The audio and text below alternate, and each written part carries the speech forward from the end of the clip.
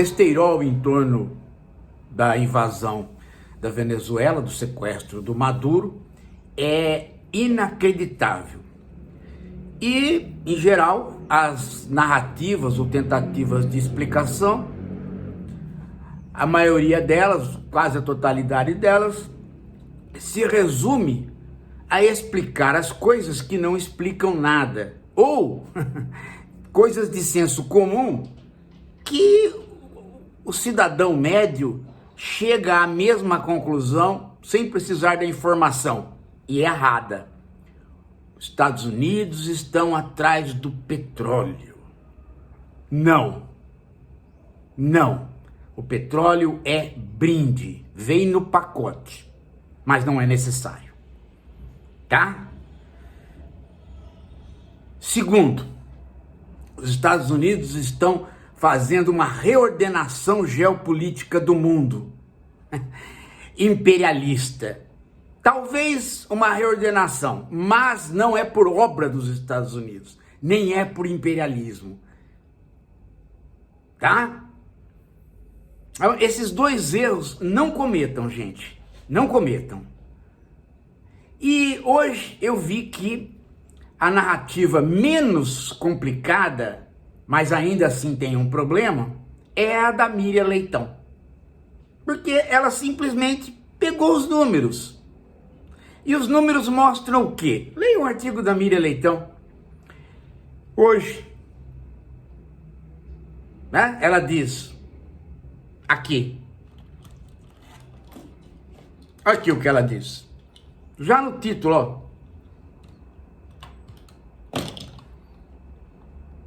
Interesse de Trump vai além do petróleo.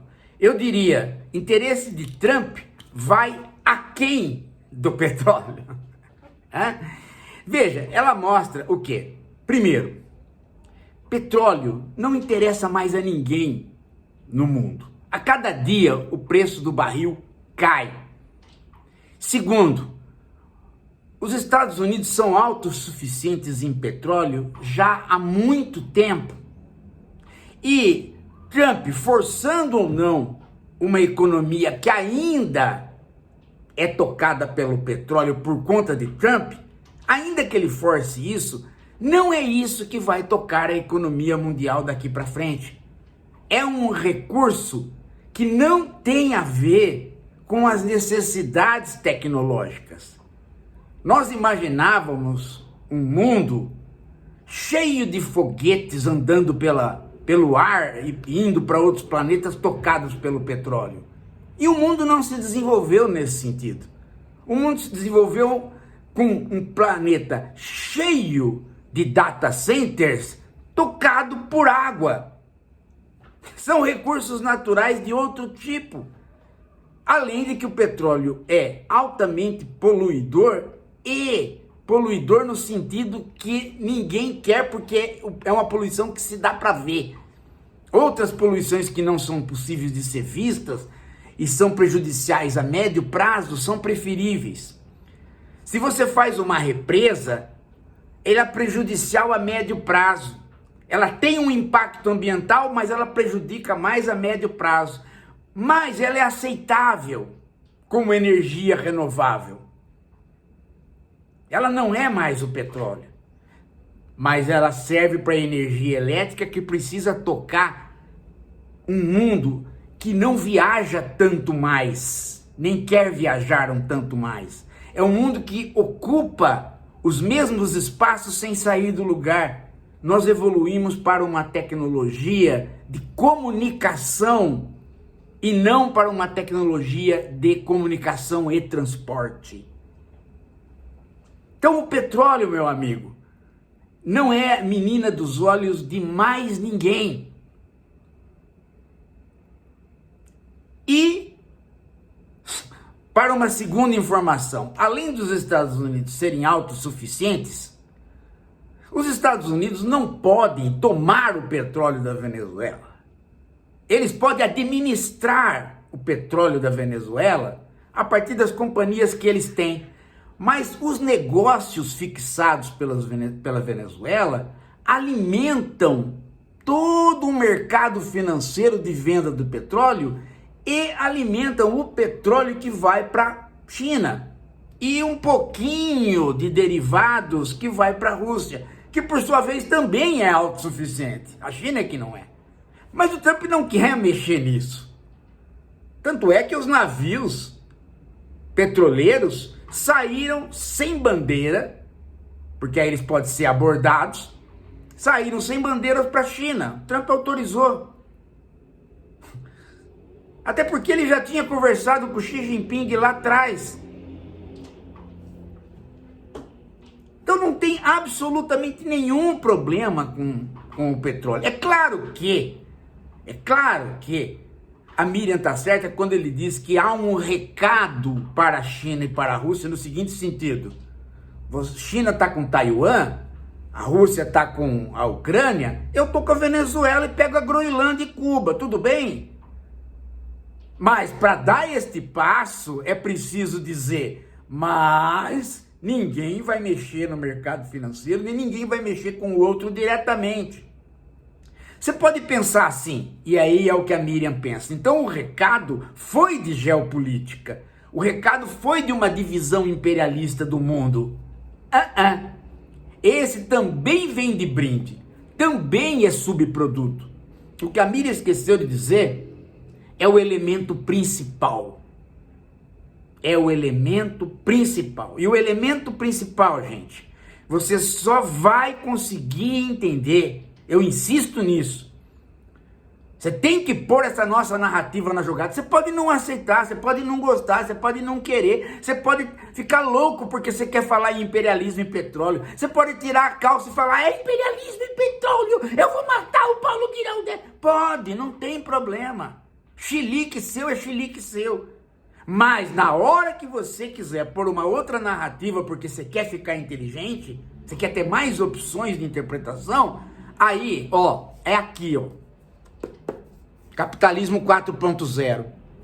Você vai ler, você vai ver que, o professor fala do capital, fala da subjetividade, fala das organizações sociais, fala da própria vida dele, da vida da família, mas ele não fala muito dos estados, das nações, Inglaterra, Espanha. Não, ele não faz uma historinha assim. Não é a historinha que você aprende na escola, da Inglaterra, a França. Não é assim que funciona. Esta aqui é uma análise de filosofia política para você escapar disso. Para você entender que o capitalismo financeiro, ele criou não o imperialismo, ele criou o império. Ou seja, todos os países, todos os povos estão sob o jugo do mesmo tipo de acumulação do capital que passa pelo capitalismo financeiro. E todos os países estão sob o mesmo tipo de comunicação que passa pela proliferação dos data centers, das IAs e da computação. É este capitalismo que se adequa ao neoliberalismo. Então você vai pegar o livro. E aí você vai pegar o livro e você fala, mas espera lá, então para que servem os estados e os governantes? Por que eles fazem o que fazem? Se a burguesia em cada país largou o burgo, não está mais no burgo, ela se deslocou para a infosfera, se ela está tão louca a paz de construir bunkers para tentar escapar de uma guerra, de uma peste, como os donos das Big Tech estão fazendo, donos não, né? Os associados maiores, como eles estão fazendo. Então, quem é Trump? Quem é Putin? Quem é Netanyahu? Fazedores de conflitos externos para se safar de problemas internos do umbigo deles, do umbigo pessoal deles, pelos planos de poder deles, da família deles. Eles são pequenos, eles são grandes Bolsonaros, só isto. Eles não são nada além do que Bolsonaros com dólar. Só isto. Eles só não estão na cadeia como Bolsonaro porque Bolsonaro é uma besta ambulante e sem dólar. E tem uma família que é mais besta do que qualquer besta. Mas Netanyahu invadiu Gaza por quê? Porque se ele não fizesse uma guerra, ele sairia do poder e ia para a Suprema Corte julgado por corrupção. Se Putin não invadisse a Ucrânia, ele não conseguia mais fazer uma eleição com só ele candidato. E Trump, se não criasse uma situação externa, ia ampliar os Epstein Files, mas ia ampliar a rejeição do eleitorado dele diante do narcotráfico que ele falou que ia perseguir e acabou perseguindo a população. Então ele inventou o Maduro como chefe do narcotráfico.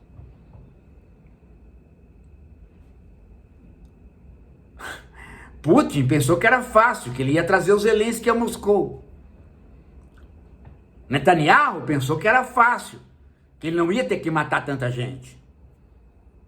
Trump pensou que era fácil, mas agora ele está vendo que ele tem que julgar Maduro e ainda por cima administrar a Venezuela com a oposição que queria estar no poder contra ele. Ou seja, os interesses individuais, mesquinhos, pequenos, de pessoas,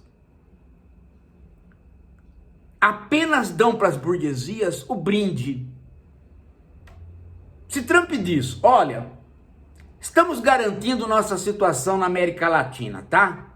Então as Big Techs vão poder chegar no Brasil, chegar em tudo quanto é lugar e pegar a água para fazer data center, já está tudo acertado. Beleza? Beleza. Mas isso é brinde. Porque o problema todo é, eu quero estar no poder, eu quero ter o eleitorado, eu quero eleger o meu vice. E o eleitorado meu está fugindo. E o eleitorado meu fugiu na medida que eu persegui as pessoas na rua. Não ficou bom. Mas ao invés de eu voltar atrás, eu vou dobrar a mentira. Eu vou falar que eu estou perseguindo porque eu estou perseguindo o narcotráfico. O narcotráfico está lá, naquele cara, no chefe. Aí ele pegou o chefe e levou. Ele não pode fazer mais nada. Ele não pode fazer mais nada.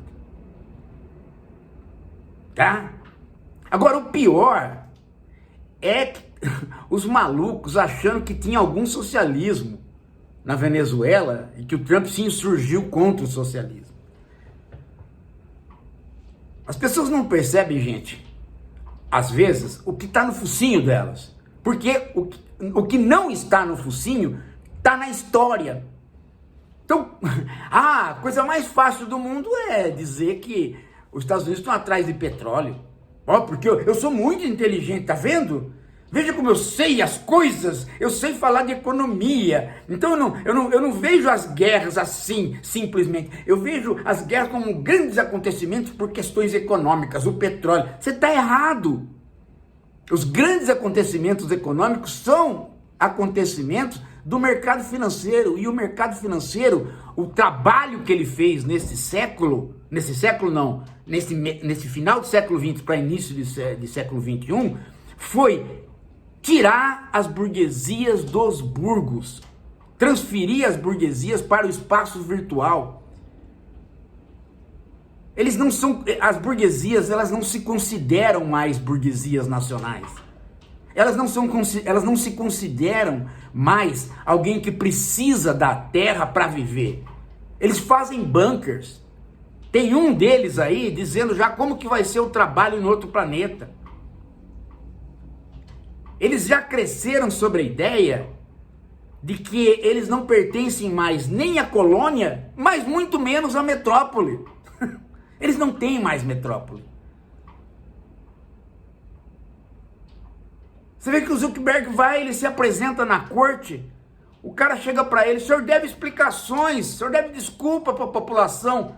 Ele se levanta, fica na maior cara de pau, ele diz, então saiu pornografia aí com crianças na rede, então eu me desculpo.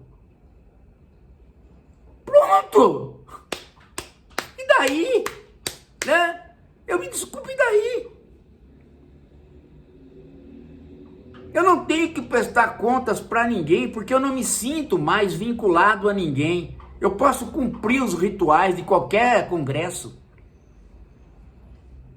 Os interesses, gente, dessas pequenas guerras são interesses menores, pequenos, voltados para representantes de uma burguesia que não tem mais interesse em absolutamente nada que é a nação. A nação dá trabalho. A nação vive de ter empresas com locais. E a acumulação do dinheiro não tem mais local. Ela é o dinheiro magnético que circula no mundo e acumula através de números e não mais de um suporte material. O único suporte material é o data center. E para tal, você pode fazer negócio com qualquer país, porque nenhum país vai achar que está sob domínio do outro se o outro vier e fazer uma hidrelétrica. Por enquanto, vamos fazer a data center no sul, porque lá tem Itaipu. Mas se a gente precisar fazer um lago muito grande no Tietê, fazemos. Tem problema. Não vai aparecer como alguma coisa monstruosa. Tá cheio de lago por aí já. Não é como instalar um reator. Não é como tomar o petróleo. Está reservado para o Brasil um outro tipo de exploração que já está correndo no Congresso. Porque já há uma lei de subsídios aprovada pelo Lula para data center, mas é preciso regrá-la. Por quê? Porque o data center ele tem 3 ou 4 tipos de construção. E a gente tem que ver qual vai dar menos prejuízo. Até porque a infraestrutura é necessária. Você vai ter que ter uma boa internet. Vai ser público? Não tem dinheiro para tal. Vai ser público e privado ou vai ser só privado? Vai ser só privado. Ela é um hotel. Data center é um hotel, gente. É um empreendimento imobiliário. As companhias de construção fazem alguma coisa que tem refrigeração, água, eletricidade garantidas. Aí vem a Big Tech e põe o computador por 10, 20, 30 anos. Isso que é um data center. Então é um empreendimento imobiliário que faz com que muita gente invista nele. Porque aí você não está investindo mais na infraestrutura da internet, que são os cabos. Você está investindo no conjunto de data centers que são a possibilidade da inteligência artificial funcionar. Falou em bolha. Mas isso é uma bolha porque não está rendendo ainda. Não precisa render agora. Por quê? Porque se todo mundo está investindo, os lucros e dividendos vão correndo do mesmo jeito. As pessoas continuam vendendo os seus papéis. Eu tenho ação de tal coisa, então compra essa que eu compro aquela. O mercado continua funcionando. O mercado não é feito para você investir e ganhar. Ele é feito para ele próprio funcionar. E o dinheiro se ampliar, a acumulação do capital sem passar pela mercadoria, embora passe agora pelos pés na terra do data center. O petróleo, gente, e o imperialismo nem posso falar mais, né? Porque nós estamos todos dentro do mesmo regime, do império. Agora, petróleo, pelo amor de Deus, gente, pelo amor de Deus, até a Arábia Saudita, que era o grande exportador, né, nesta baita, né, porque se fosse no passado, se tivesse importância o petróleo, o preço do barril tinha ido lá em cima. Lembram? Qualquer problema no petróleo, a OPEP falou, não vamos mexer no preço do barril. Não dá para subir o preço, por quê? Porque todo mundo tem petróleo, ninguém precisa dele. O mundo está com o saco lotado de petróleo. Aliás, as ações da Petrobras caíram, porque ninguém precisa comprar petróleo. E se o Trump inventar de falar que o navio não vai para a China, o Xi Jinping pega da Rússia. Ou simplesmente ele telefona para o Trump e fala, libera, vai, libera aí, vamos negociar outras coisas, e libera.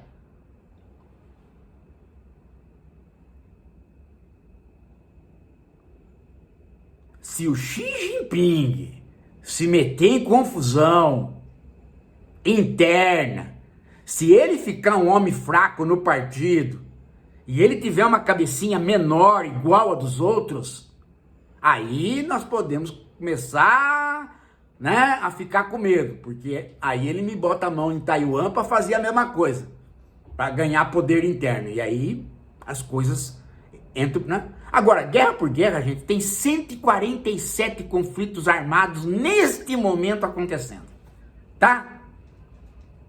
Então, guerra por guerra, se vocês gostam de guerra, guerra por guerra tem 147. Todas elas aparentemente movidas por tomada de território. Oh, aí você olha e fala, tá vendo? É o imperialismo explodindo. Não, é a sua cabeça de bagre implodindo. Chega, gente. Pelo amor de Deus, hein? Pelo amor de Deus. A Miriam acertou metade. A outra metade que ela jogou para geopolítica, ela se esqueceu, porque ela se esqueceu desse parentesco entre Netanyahu, Putin, Bolsonaro, Trump, na mediocridade que eles são. A gente não pode mais olhar os Estados Unidos, a Rússia, a China, a Turquia, como tendo estadistas e com uma burguesia nacional que os apoia. A gente não pode mais olhar os países assim, gente.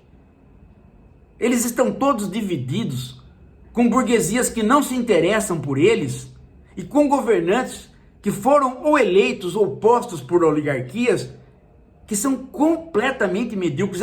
As viagens do Trump para a China não é a viagem do Nixon para a China. O encontro do Trump com o Putin não é o encontro do Kennedy com o Nikita Khrushchev. Acabou, gente. Acabou. Acabou esse tempo. Os países não, os estados não têm mais uma fala que represente a nação. E as corporações, as transnacionais que teriam, estão simplesmente uma investindo na outra e correndo atrás de fazer o mercado financeiro não parar de funcionar. Só isso. É só isso que elas pedem para o Trump. Não crie problemas para o mercado financeiro.